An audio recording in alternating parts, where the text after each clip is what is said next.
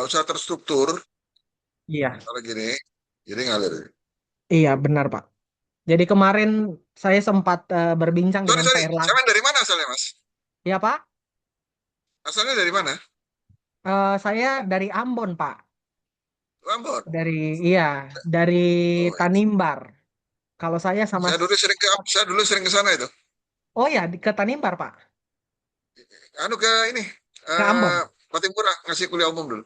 Oh iya, kalau saya satu daerah dengan mungkin Bapak kenal dengan Pak Jauhari Mangun. Oh, Jalan Bangun, iya ya. Iya, Iya itu kita senior saya itu. iya sama-sama itu Pak. Itu anaknya Mungkin bupati atau wali kota dulu. eh kayaknya Bupati deh Pak. Bupati ya, iya. Iya. Hmm. Ya, mungkin sembari ini kita mengalir aja ya Pak.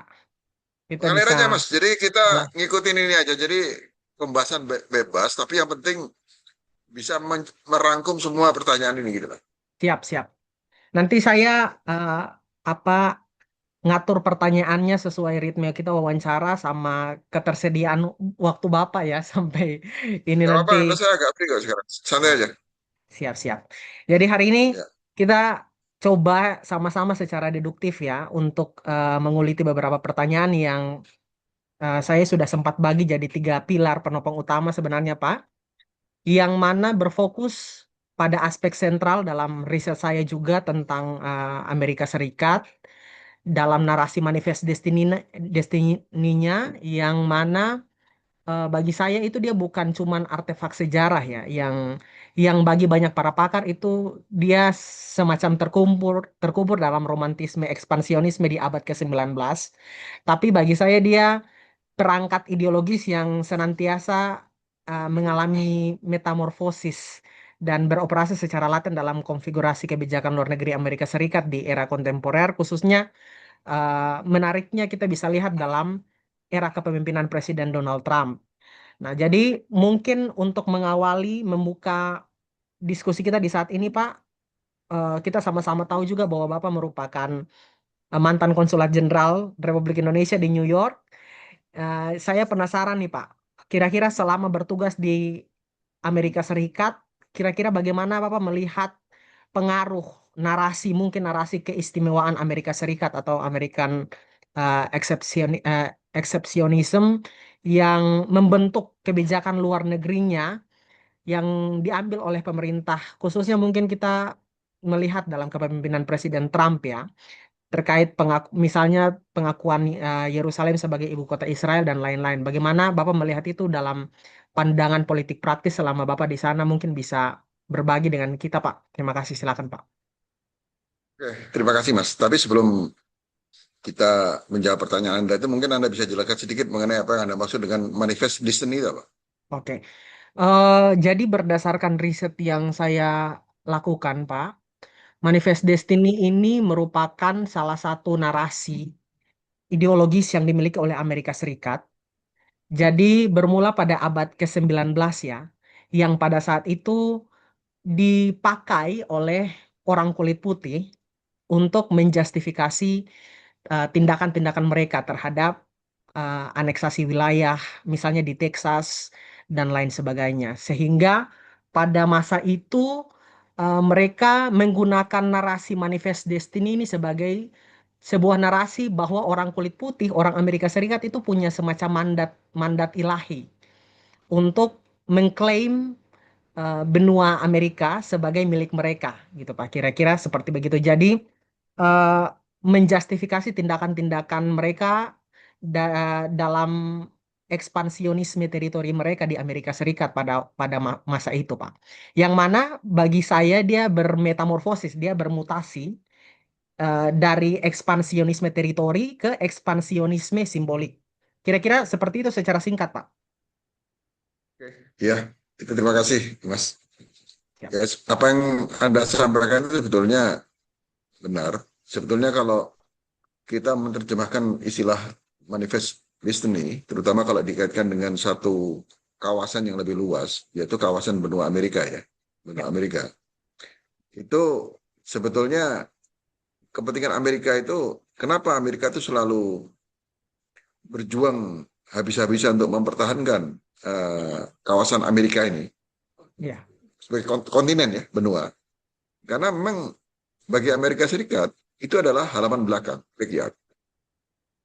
Gitu. Nah, ini nanti akan nyambung dengan BRI-nya China nanti, yang Hmm, dalam perkembangan kekinian. Nah, mungkin saya mulai dulu, Mas. Ini hanya untuk meluruskan.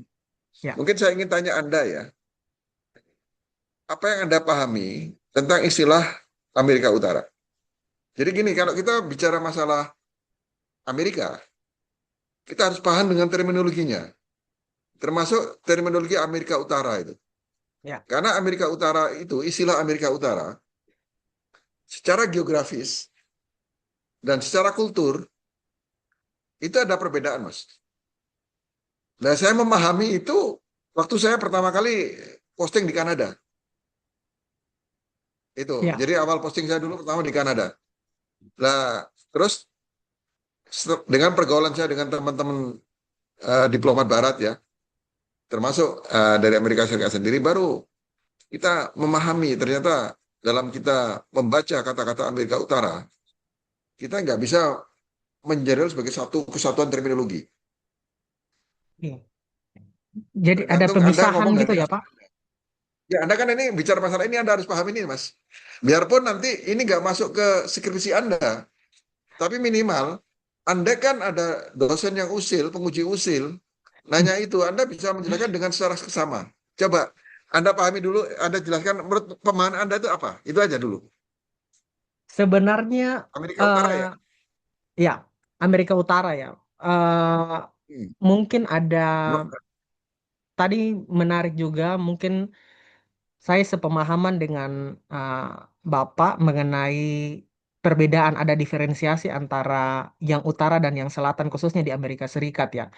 Nah, mungkin menurut saya untuk Amerika Utara ini sendiri, eh, secara kultural saya belum terlalu mendalami ya, tapi secara geografis kita sudah sama-sama tahu bahwa dia berbatasan dengan lautan Arktik, kemudian di bagian Samudra apa Atlantik di bagian utara, dan di bagian selatan ini tentunya dengan Karibia, kemudian Samudra Pasifik Utara di bagian utara gitu secara geografis ya. Secara kultural mungkin agak berbeda juga ya. Kalau di bagian selatan, karena mungkin dia lebih ke negara-negara, misalnya kulturnya dia lebih melekat dengan negara-negara Meksiko, negara-negara Latin misalnya, mungkin secara kultural gitu. Mungkin itu Pak, secara singkat yang saya pahami kira-kira tentang Amerika ya ini Utara hanya itu. untuk anu ya, untuk apa? Intermezzo lah, tapi Ya, intermezzo yang eh, berbasis pengetahuan. ya. Sebetulnya Anda pernah dengar nama NAFTA kan? Nama siapa Pak? Istilah organisasi namanya NAFTA yang sekarang ganti menjadi apa? AMSCA atau apa itu sekarang itu? NAFTA, North Naf American NAFTA, oh, NAFTA Trade oh ya. NAFTA, ya, Iya, sekarang kan namanya ganti, tapi ya. singkatannya beda singkatan, tapi kalau struktur organisasi sama. Hmm, Nah, NAFTA itu kan North American itu, Trade Arrangement. Yang ini kan, yang ya. apa namanya? Rest area, pokoknya itulah NAFTA itu. Anggotanya tiga negara itu, Meksiko, Amerika sama Kanada. Kanada, ya. Ya, tiga. Nah, itu secara geografis Meksiko masuk, Mas, Amerika Utara. Secara geografis ya. Ya, karena kalau secara geografis, benua Amerika itu dibagi tiga. Hmm, Amerika Utara, Amerika Tengah, dan Amerika Amerika Selatan. Selatan. Gitulah. Nah, kalau yang Karibia itu dimasukkan ke sisi Amerika Tengahnya itu, kalau dari geografis ya. Gitulah. Hmm, Jadi ya, kalau secara geografis, Meksiko masuk di Amerika Utara.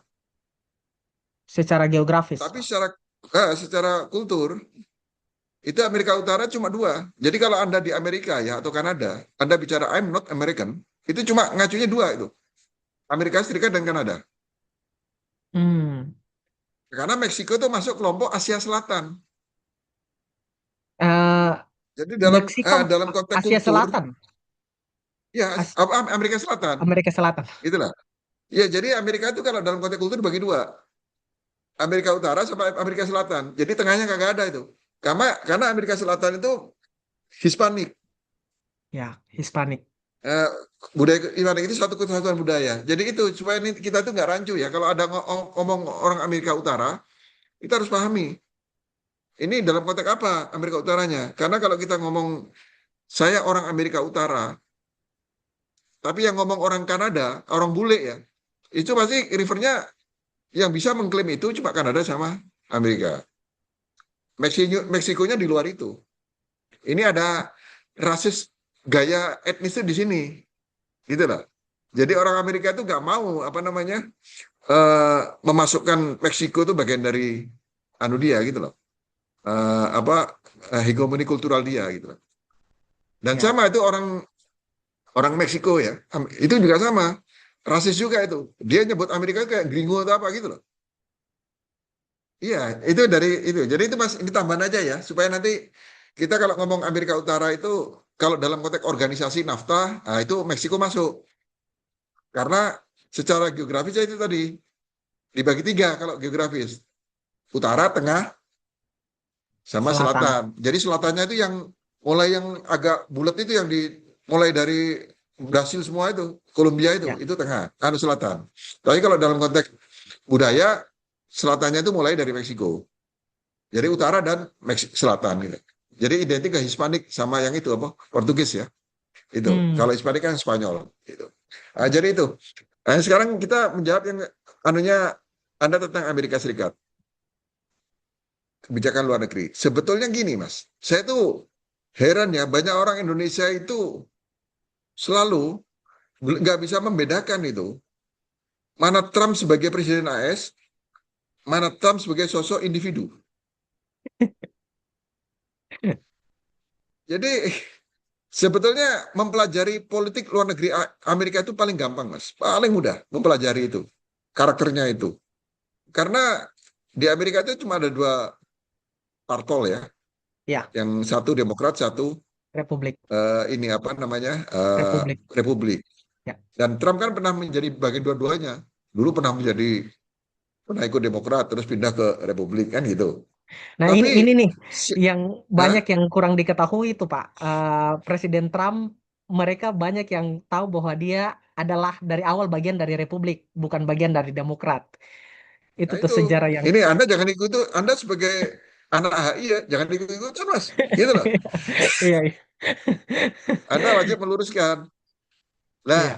satu ya kontrol yang bisa, kenapa saya katakan mempelajari politik luar negeri Amerika Serikat itu mudah? Karena di Amerika itu basisnya itu platform, Mas. Dan platform partai itu diikutin. Jadi siapapun presidennya, dia nggak bisa keluar dari platform itu. Jadi kalau dia yang Republik menang, yang diperjuangkan itu platformnya Republik.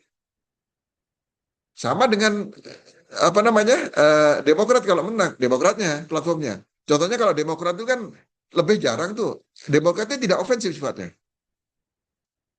Iya, cuma dia tuh lebih rewel ke urusan kayak HAM, ngurusin dalam negeri negara lain, gitu. Terus seperti Obamacare itu ya, yang masalah sosial, itu urusan nih. Itu memang platformnya seperti itu, Mas. Nah kalau Republik, enggak. Dia tuh kayak ini, Jingo, tahu Jingo kan? Yang eh, ya itu loh, Jingo itu yang koboi-koboi itu loh.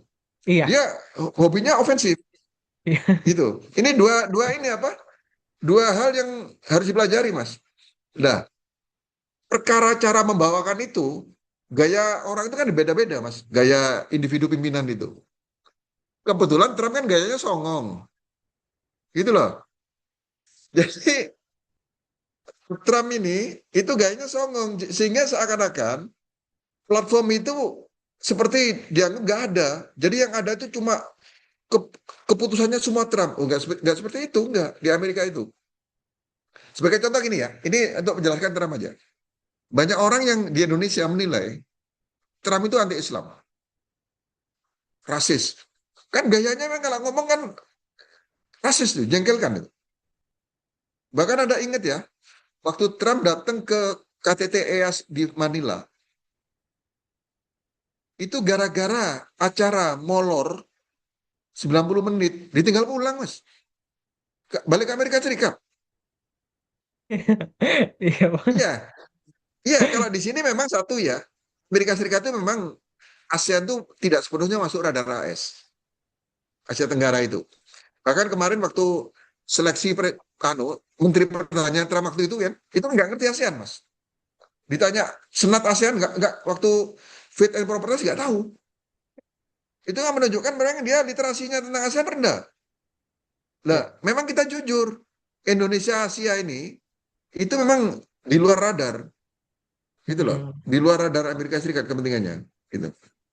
Nah, makanya di sini tuh banyak orang Indonesia terjebak. Lah, seperti yang ini yang saya tadi yang saya mau singgung masalah Islam itu. Setelah saya datang ke sana, nggak seperti itu. Bahkan di masa Trump lah, jumlah masjid itu bertambah. Ini kita kalau bandingkan ya. Terus untuk pertama kali, kebetulan saya masih di New York, sholat terawih itu di Times Square. Di New York Jadi Times Times Square. Iya, di Times Square itu sholat terawih itu. Mulainya tahun 2002 saya masih di sana itu. Sholat itu. Kan di masa Trump itu. Jadi makanya harus bedakan polisi luar negeri AS. Nah, kalau kita ngomong polisi luar negeri, itu platform, Hmm. Mas. Platform. Nah, Trump itu gayanya. Makanya saya kan kebetulan ngajar di STIN, Mas. Di Sekolah Tinggi Intelijen Negara. Itu saya tanya ke taruna saya, di sana kan namanya taruna kan. Saya tunjukkan dua foto, Mas. Satu Trump, satu Kim Jong Un, yang Korea Utara. Saya tanya, dari pandangan Anda sebagai calon intelijen itu harus paham ini, memahami ini. Siapa yang paling berbahaya bagi perdamaian dunia? Dari dua ini. Kan dua-duanya punya nuklir tuh. Nah, siapa yang paling berbahaya? Hampir mahasiswa itu semua jawab yang berbahaya Trump. Karena dia terpengaruh oleh narasi-narasi media dan gaya-gaya Trump yang memang kadang-kadang nggak peduli sama orang lain itu, negara lain. Itulah. Terus saya jawab, bukan itu. Yang berbahaya itu Kim Jong-un. Karena Trump sama Kim Jong-un sama-sama memegang tombol nuklir. Cuma kalau di Amerika, itu yang pegang tombol 8 orang itu, 8 lembaga. Terakhir presiden. Jadi kalau mau meluncurkan nuklir itu 8-8-nya harus setuju itu. Iya. Satu setuju nggak bisa meluncur tuh. Satu nggak bisa meluncur. Nah kalau di Kim Jong Un, cuma Kim Jong Un itu yang pegang. Dan perbedaannya lagi, secara usia beda. Trump itu tua, Kim Jong Un muda. Cuma yang tua itu perilakunya kekanak-kanakan, Trumpnya. Yang muda sok gaya tua, Kim Jong Un kan sok gaya tua tuh, tapi masih muda itu. Nah ini namanya kita personality itu harus pahami, gitu. Nah, ini. Jadi ini kenapa perlu saya sampaikan supaya kita dalam memahami politik luar negeri AS itu jangan sampai terpengaruh oleh sesuatu yang sebetulnya itu nggak memiliki relevansi dengan Hmm. substansi polugri itu sendiri, Mas. Oke, oke. Ya, Siap. beda dengan di Indonesia. Kalau di Indonesia kan parpol nggak punya platform, Mas. Iya. Platformnya sama itu mau partai Islam, partai Kristen di sini sama. Nggak ada itu anunya platform di sini tuh. Kalau di Amerika nggak, itu dua. Nah, platform itu salah satunya itu yang mengarahkan juga kebijakan luar negeri. Hmm. Kan semua pemerintah kan semua aspek kebijakan, termasuk salah satunya kebijakan luar negeri. Gitu lah, Mas. Oke. Dan dua-duanya saling ini, saling ngimbangin kalau di sana. Biarpun yang menang Republik, tapi kalau nanti di House of Representatives yang menguasai Demokrat, itu semua kebijakan juga nggak bisa semena-mena itu Republik ini. Biarpun Iya. menjalankan sesuai platformnya, bisa diveto oleh yang ini, gitu lah, Mas. Benar-benar. Jadi saling ngimbang. Kalau di sini kan nggak, Mas. Di Cina langsung berkoalisi kan, jadi satu dan nurut semua itu di sini. Semua parpol kan koalisi Iya. itu loh. Koalisi Indonesia Maju kan itu kan, itu loh. Hmm. Jadi kan satu A satu ke sana nggak bisa, Mas. Harus ada pengimbang, Oke. gitu. Oke, Pak.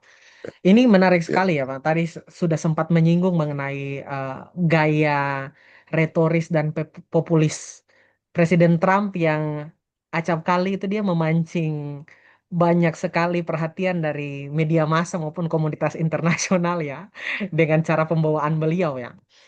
Tapi saya ingin eh, melihat pandangan Bapak juga. Kita sama-sama tahu bahwa dari Presiden Trump dan administrasinya itu membawa dalam tanda kutip ya jargon atau kebijakan tagline mereka ya American First Ya, atau MAGA, ya. Make America Great Again itu loh. Nah, sebenarnya menurut Bapak apakah ada esensi yang selaras nih? Ada pilar-pilar yang selaras antara American First, eh, Make America Great Again dengan narasi tentang Manifest Destiny itu sendiri bahwa Amerika Serikat itu punya punya takdir ilahi untuk menjadi semacam dalam tanda kutip polisi dunia, menjaga keteraturan di dunia dan konstelasi perpolitikan internasional saat ini gitu. Kira-kira bagaimana Pak? Bapak melihat hal itu? Jadi gini Mas, nah, ini juga tadi saya baca kan, abstrak skripsi Anda ya, juga ada pertanyaan Anda. Nah, ini yang perlu Anda mungkin, ini cuma sumbangsi dari saya ya, dengan saran. Ada sesuatu nanti yang perlu Anda luruskan dalam mengambil satu eh, analogi, gitu loh, dalam membuat sebuah analogi. Sebetulnya kalau apa namanya, manifest destiny yang Anda sampaikan tadi, itu kan lebih condong ke kayak ekspansi itu, gitu loh. Ada ofensifnya di sana, gitu kan. Nah, di pertanyaan Anda juga Anda mencoba untuk juga menyandingkan America First itu dengan BRI. Dan kebetulan saya itu waktu saya jadi kepala pusat di Kemlu nanganin ini Mas. Nanganin termasuk yang Indo-Pasifik kami yang nanganin. Gitu loh. Itu sebetulnya dua hal yang Mas, yang nggak bisa disandingkan. America First itu kebijakan luar negeri, itu elemen kebijakan luar negeri yang intinya itu lebih mengutamakan kepentingan nasional. Dan memfokusnya pada aspek bilateral kerjasamanya, bukan dengan, makanya zaman Trump kan anti multilateralisme itu, itulah. Nah ini kembali ke kepentingan nasional ya. Memang semua negara, termasuk Cina pun, negara lain itu kan panglima utama kan kepentingan nasional. Nah, di masa Trump, Trump tuh merasa usik itu, apa namanya, hati kecilnya, karena dia kan pedagang dan penjudi ya. Itulah. Dia pedagang dan bukan penjudi mas, bandar dia. Beda, penjudi dengan bandar beda. Kalau penjudi itu kemungkinan banyak kalahnya, kalau bandar itu selalu menang gitu. Itulah. Dia kan punya kasino di mana di Las Vegas sama di Atlantic City. Jadi dia apa namanya lebih pasnya disebut bandar ya, bandar judi itu. Lah, dia merasa kok ini nggak adil gitu loh. Karena kan gini, kenapa kok America First itu waktu awalnya digaungkan? Kan intinya kan untuk menyikapi ini apa namanya neraca perdagangan AS itu yang selalu defisit, terutama dengan Cina. Karena gini ya Mas ya, ini ada perbedaan antara Cina dan Amerika Serikat. Semua negara yang berdagang dengan Amerika Serikat, termasuk Indonesia, itu semua negara itu semuanya surplus Mas. Surplus. Belum ada cerita negara yang hubungan dagang dengan Amerika Serikat itu ini apa namanya defisit. Kebalikannya dengan Cina. Dengan Cina, semua negara yang berdagang dengan Cina hampir semuanya itu defisit. Termasuk kita. Lah kita memang pernah surplus. Itu kan cuma untuk penggembira itu ya sekali-kali kasih surplus lah. Kayak orang judi itu lah Mas. Kayak judol itu kan kasih menang dulu gitu loh. Gitu. Tapi hampir semuanya itu kalau dengan Cina defisit. Ini Anda pahami perbedaan ini. Lah, tapi kenapa kok Amerika rela berkorban? Kalau ini saya pernah ngobrol ya dengan teman di Kementerian Luar Negeri Amerika Serikat. Loh kenapa sih Amerika itu kok rela berkorban untuk selalu ngasih apa namanya? Untuk membiarkan negaranya defisit gitu kan. Terus dia juga masih ngasih stimulus-stimulus lain untuk negara lain. Seperti misalnya GSP, kita kan juga dapat GSP itu. Atau dengan negara Afrika, dia juga punya kebijakan namanya AGOA, African Growth Opportunity Act. Itu yang membebaskan negara-negara Afrika yang mendapat fasilitas AGOA ini masuk ke Amerika Serikat, pasar Amerika Serikat bebas tarif. Itulah. Ini di luar penegakannya loh. Jadi itu. Karena jawabannya gini ternyata. Amerika kan negara polisi. Namanya sebagai negara polisi. Negara polisi itu ada karena ada negara lain. Jadi Amerika itu hebat, ada itu kan negara lain gitu. Jadi dia nggak mungkin lah hidup sendiri, makmur sendiri. Jadi harus dibagi ini kemakmuran. Gitu lah Mas. Lah syaratnya dengan memberi kemudahan-kemudahan itu. Seperti GSP ini. Jadi dia merelakan lah dirinya itu apa namanya defisit itu. Lah hampir sama dengan BRI. Kalau BRI itu justru memang konsep awalnya, karena kebetulan saya bagian tim ini Mas, BRI itu. Kita sering ke Beijing itu ngobrol, iya. Jadi BRI itu memang untuk mendukung pertumbuhan. Cina tuh ingin berbagi kemakmuran gitu kasarnya dalam tanda kutip dengan negara mitranya. Karena kalau Cina tuh mau jual produknya atau apanya, otomatis negara mitranya kan harus punya duit untuk beli Mas. Nah itu dibagilah kemakmuran melalui BRI dalam bentuk bantuan infrastruktur. Nah, cuma bedanya kalau di Cina itu ya itu banyak akhirnya muncul namanya debt trap gitulah. Jadi jebakan hutang seperti di Sri Lanka gitu kan, yang tadinya dibangun pelabuhannya melalui pinjaman Cina, ternyata pemerintah ininya kan angkat tangan, akhirnya dibeli oleh perusahaan Cina, kayak gitu-gitu. Pakistan juga gitu, gitu loh. Terus kita juga punya potensi debt trap juga kan untuk ini WUS ini kan, gitu loh. Kan WUS ini kan berat juga untuk kita mas, gitu loh. Gitu. Jadi dua hal yang mirip ya secara esensi, tapi anunya beda. Kalau ini memang semuanya muaranya kalau ketelusuri, semua kebijakan tuh panglimanya itu kepentingan nasional. Cuma kalau yang Amerika First itu lebih kental, proteksionismenya lebih kental itu si apa namanya Amerika First itu, karena dia ingin coba untuk supaya Amerika itu nggak terlalu banyak merugi gitu kan, harus ini kan sendiri eh, salah satunya dengan mengurangi defisit itu mas ininya. Ya, Jadi kalau Anda mau bandingkan yang BRI dengan ini, dengan yang America First, Anda jangan gegabah itu. ya, Ya, itu dua hal yang berbeda itu. Kalau nanti yang nguji misalnya orang Kemlu yang tahu persis, ditanyakan itu nanti agak kesulitan kecuali kalau yang jadi dosen yang nggak tahu ya, nggak tahu sejarah ininya, perkembangannya gitu kan. praktis ya, Iya itu. Karena beda Mas antara praktisi dengan teori akademisi. apa ya? Teori kan dosen lebih ke teori itu. Itu beda, Iya, beda. Nah, itu. ada perbedaan antara yang praktisi dan yang akademisi ya. Ada Iya, benar, gitu. benar, Pak. Karena kalau yang Nah, praktisi itu selalu mengikuti prosesnya, tahu. ya, Kalau yang dosen kan lebih condong ke textbook, ya, textbook. gitu. Iya, Ini menarik, Pak. Nanti kita akan coba masuk lagi dalam kira-kira iya. memandang BRI ini sendiri ya, Pak. Tapi satu pertanyaan dalam lensa Amerika Serikat dulu ini, sebelum kita masuk ke transisi ke Cina juga ini, Pak.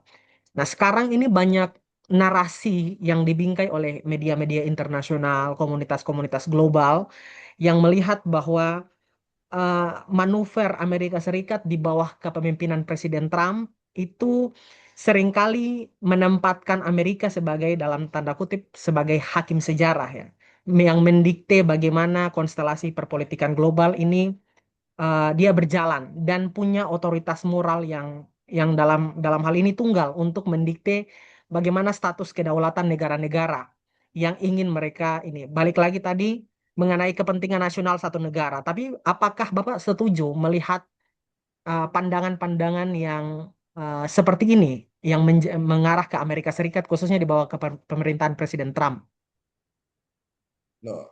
Setuju mas, tapi cuma saya nggak setuju kok cuma Trump doang. Mendikte negara lain, dunia lain itu kebijakan Amerika Serikat mas. Siapapun presidennya, paling yang beda itu cuma gayanya. Itu loh.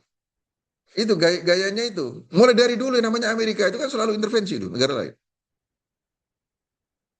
Itu. Jadi memang dia itu mendikte anunya, ininya.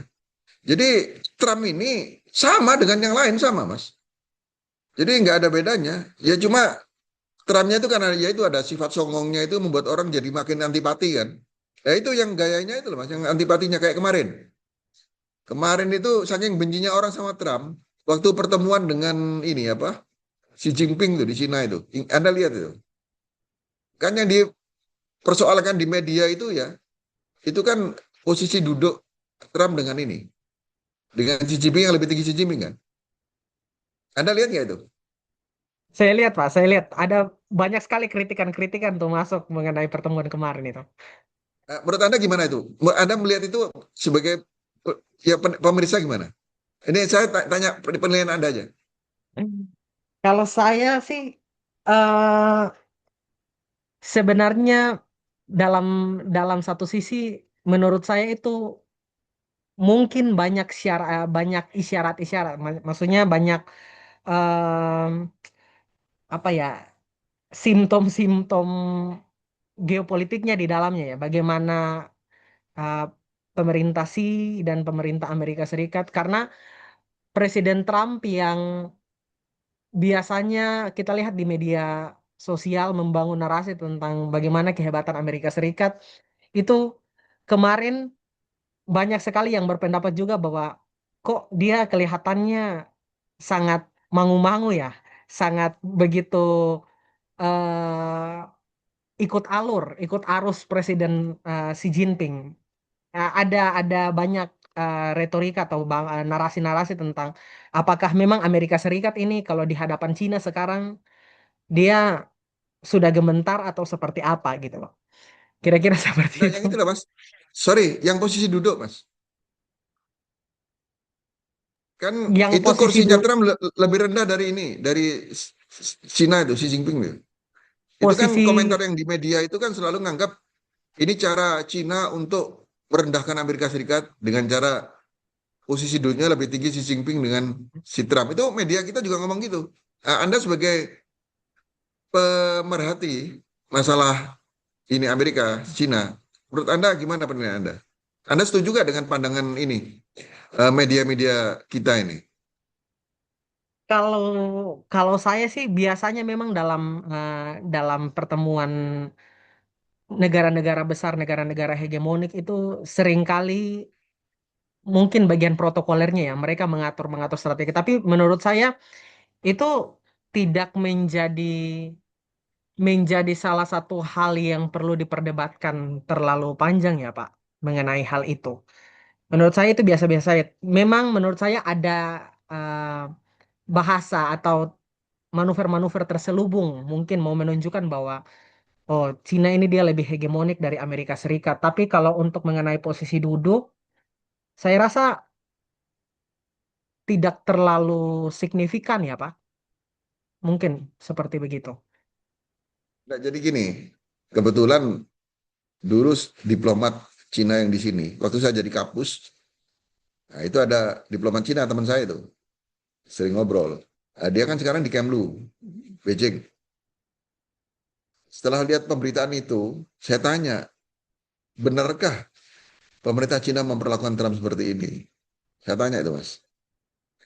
Eh, kok kursinya lebih rendah posisinya? Ternyata dia jawab, enggak, itu kursinya sama. Kursinya sama. Tingginya sama.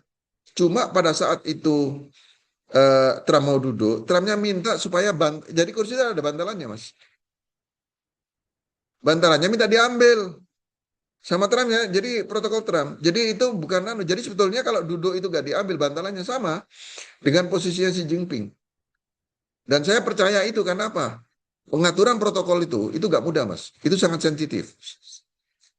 Gak ada istilah untuk mempermalukan atau apa itu bisa jadi kalau itu dipermalukan itu bisa langsung batal loh pertemuannya.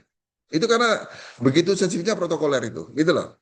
Jadi media kita ini kurang tepat memberitakan itu. Harusnya dia itu explore dulu, riset dulu ke pihak-pihak berwenang di Cina, nanyakan, jangan langsung ini itu kan nanti kemakan sama orang-orang yang juga yang sudah benci Trump malah seneng lagi itu loh Mas. Syukur kan gitu kan, syukur Trump sekarang kenalnya gitu, padahal enggak. Itu yang minta Trumpnya, mungkin Trump nggak nyaman duduk kalau ada bantalnya itu gitu loh. Jadi bantalnya diambil, posisinya sama itu. Ternyata setelah saya amati lagi, setelah teman saya yang di Kemlu Cina itu ngomong, bener, kursinya sama tingginya. Cuma itu setelah bantalan, jadi kursi, Anda tahu kursi kan? Setelah kursi pertama ada bantalannya itu. Nah, yang bantalan itu diambil. Jadi otomatis posisi dulu akan berubah gitu. Jadi itu Mas. Nah, itu mungkin salah satu kecenderungan bagaimana narasi-narasi sekarang lewat media internasional itu dibingkai sedemikian rupa ya, Pak.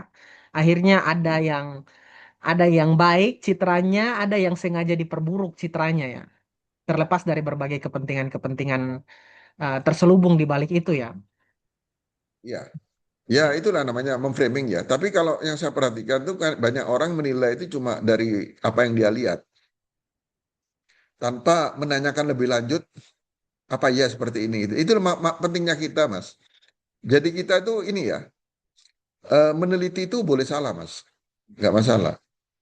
Yang nggak boleh itu bohong. Itu salah itu manusiawi. Anda meneliti buat tulisan skripsi ternyata nanti apa tesisnya itu hasil ininya ternyata salah, nggak masalah Berseberangan, iya. gitu loh.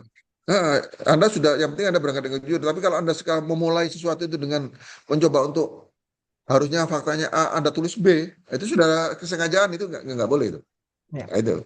Nah di ya. sini yang model-model seperti hanya melihat gambar itu ya, itu nggak mendalami lebih lanjut. Ditambah lagi kalau yang memang punya sengaja karena nggak suka Trump, akhirnya itu di jadi dipersoalkan gitu loh. Iya, Itu. Tapi kan akhirnya efeknya banyak anak-anak HI yang harusnya pinter kan jadi ikut goblok juga itu. Iya kan? benar, Itu loh. benar. Kecenderungan ikut arus itu, Pak. Iya, Pak. Pak, mohon maaf, ini Ya, saya punya eh, timing remaining time di Zoom-nya karena nggak premium. Dia sudah mau habis. Mohon maaf, saya mungkin siapkan link baru ya. Baru kirim ke Bapak boleh ya. deh. Ya Ya, nggak apa. ya. Maaf, mohon Berapa maaf menit? Pak. Ah, ini kurang semenit lagi nih Pak. Oh ya Takutnya tutup aja dulu sementara, ya. iya, sementara kita Ah, berdiskusi dia kepotong nanti. Ya, saya sebetulnya kalau kirim. mau itu Mas, kalau Ya, saya dulu itu beli di Shopee itu. oh di Di Shopee Shopee itu ya. ada yang harga 5.000 tuh sudah seharian itu. Oh iya ya. Wah, saya belum Iya, tahu kalau itu. yang itu enak itu bisa saya kalau ngajar itu kan beli itu. Kalau ngajar yang harus pakai Jarak Zoom ya. jauh. Iya, ya. Saya beli di Shopee aja itu. Shopee itu, wah ada yang 5.000 tuh. Udah lama itu, lama banget. Ya. Nanti kita Gitu. kita saya coba kirim link baru ya, Pak. Ya oke deh. Ya Ya, Mas. siap. Ya. Oke saya keluar ya. Siap, Pak.